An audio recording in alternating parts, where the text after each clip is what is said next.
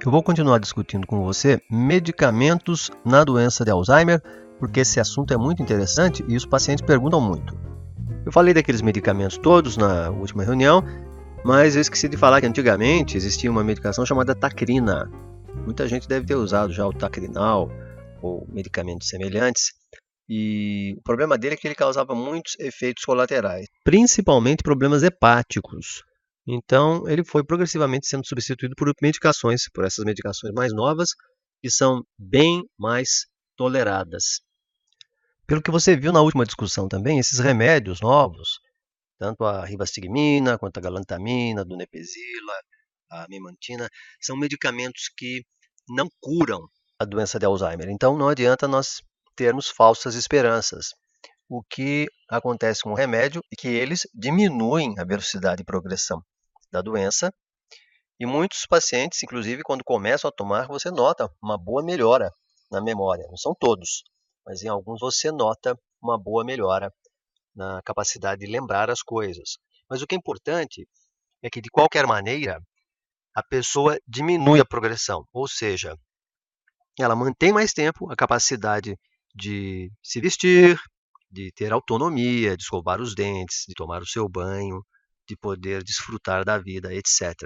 Então, o medicamento ele deve ser usado, mas o cuidador, às vezes, ele tem aquela fantasia de que o medicamento é milagroso, que vai curar a pessoa. E isso não ocorre. É importante que você tenha isso em mente. O paciente não vai ficar curado, ele vai ter uma qualidade de vida melhor por um determinado tempo, pois você viu que os medicamentos não atuam na causa. Os medicamentos atuam no efeito.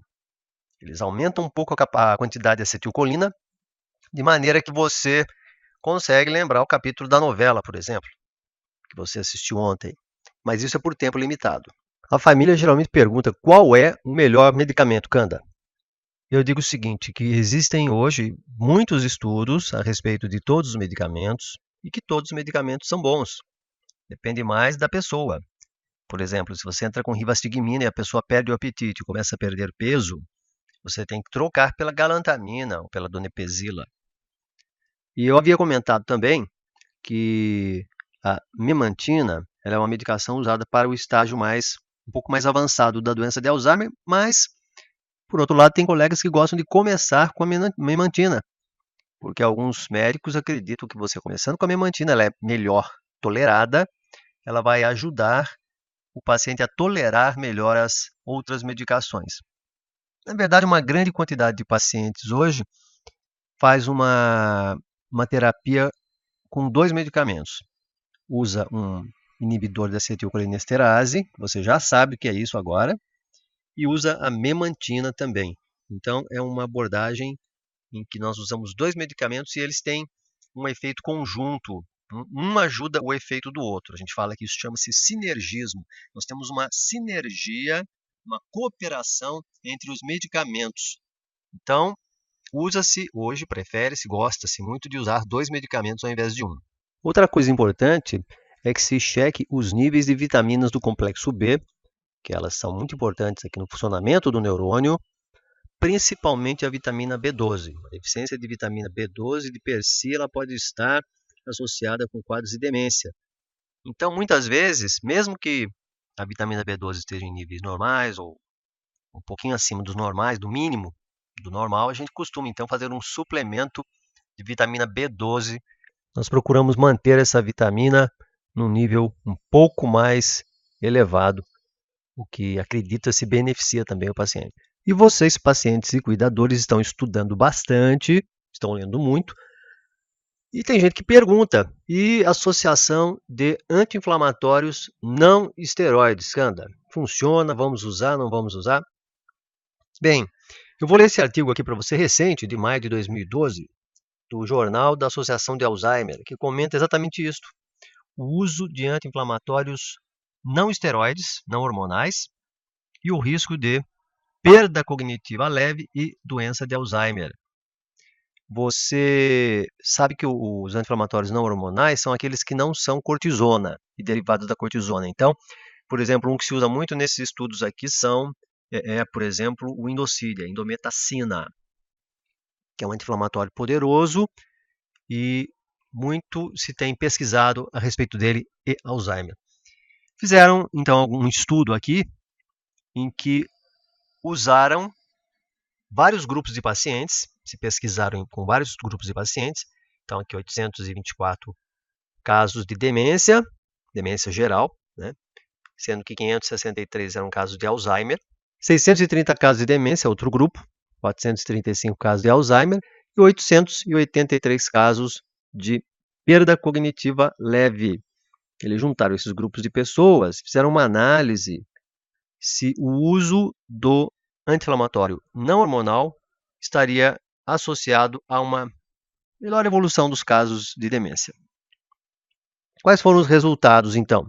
Os pesquisadores concluíram nesse estudo que os achados sugerem que existe uma associação entre o uso dos anti-inflamatórios e o uso do AS e uma menor incidência de doença de Alzheimer, e ocorre a mesma coisa com a perda cognitiva leve, mas é num grau bem menor. Essa proteção da perda cognitiva leve é bem menor.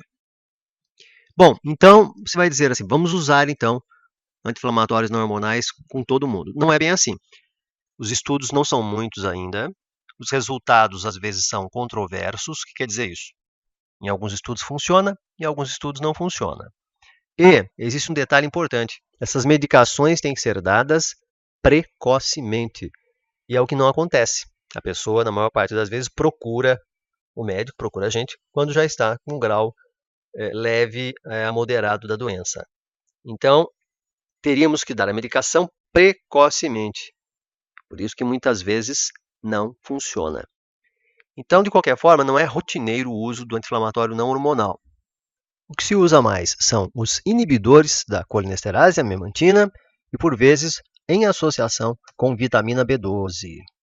Mas os pacientes, vocês também, costumam perguntar a respeito do uso de antioxidantes na doença de Alzheimer. Antioxidantes são substâncias que diminuem a oxidação, os processos oxidativos dentro da célula, diminuindo a morte celular. Em teoria, é isso que ocorre. E nós temos então esse trabalho de revisão aqui, falando sobre uma revisão de oxidantes e doença de Alzheimer, que vai responder a nossa pergunta. Eles fizeram uma revisão de 300 artigos e eles identificaram 187 artigos onde realmente eles encontraram tópicos relevantes. Então, agentes que mostraram-se promissores na ajuda, na prevenção da doença de Alzheimer incluem, atenção agora, primeiro, extrato de alho, curcumim. Curcumim, existe uma planta chamada curcumim, que ela é da família do gengibre, e o curcumim também você tem, é um pigmento amarelo, que você tem também no açafrão da Índia. A melatonina, que é um hormônio, todos já ouvimos falar nele. O resveratrol. Resveratrol, que curioso, ele é encontrado na semente da uva, na casca da uva preta, no vinho tinto. Ele é conhecido por apresentar propriedades anticancerígenas também, segundo algumas pesquisas. O extrato da ginkgo biloba, que nós todos já conhecemos. O chá verde, a vitamina C e a vitamina E também. Ela é encontrada em vegetais verdes, sementes, abacate, mamão. Ela é fundamental para a saúde quando ela é adquirida através de alimentos. Agora, a suplementação com vitamina E em grandes quantidades, em cápsulas, por vezes pode ser até perigosa. Existem estudos que mostram que ela pode aumentar o risco de doença cardíaca, principalmente em pacientes diabéticos e em pacientes que já têm doença vascular. Então, eles falam na conclusão do trabalho que o valor clínico dos antioxidantes na prevenção do Alzheimer, e aí vem a resposta, é ambíguo, é duvidoso, mas que alguns recomendam o seu uso baseados na evidência epidemiológica de estudos de população, no fato de se saber que essas substâncias previnem outras doenças, que elas são benignas, que essas substâncias são naturais. E que nós precisamos ainda de estudos de longo termo, estudos de segmento de pacientes por grandes períodos, para sabermos se realmente isto procede. Então, de rotina, nós não costumamos, nós médicos tradicionais, não costumamos usar antioxidantes em doses altas e nem associação rotineira no tratamento da doença de Alzheimer. Mas nada impede que Se você estiver acompanhando com um geriatra também, um homeopata, que ele use uma dessas substâncias, principalmente vitamina C, que é uma substância muito benigna. E eu não posso deixar de falar aqui que uma tacinha pequena de vinho tinto todo dia também não vai fazer mal a ninguém. Em nossa próxima reunião, uma paciente e a sua filha vão nos contar como é a sua experiência no uso dessas medicações, no tratamento do Alzheimer. Eu creio que vai ser um encontro muito interessante, eu conto com a sua presença, participe com a gente. Obrigado por ter me assistido hoje, meu nome é Paulo Canda, este é o saudeciencia.com.br. Aguardo você, então, no nosso próximo encontro, conversando com a paciente sobre o tratamento de Alzheimer.